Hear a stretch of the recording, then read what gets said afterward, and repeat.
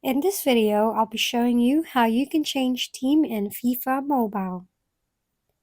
Note that FIFA Mobile is now called EA Sports FC Mobile in the App Store. So now let's proceed to the app. Open the app and look for a club, then tap it. Next, tap the locker room and choose the crest. Now simply choose which team you want to change to. After choosing, simply tap the lock button and wait for the confirmation showing crest updated successfully. And that's it. That's how easy and simple you can change team in FIFA Mobile. Thank you for watching.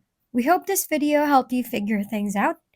If we've been helpful, kindly give us a thumbs up. And don't forget to hit the subscribe and bell button for more contents. For any questions and suggestions, comment down below.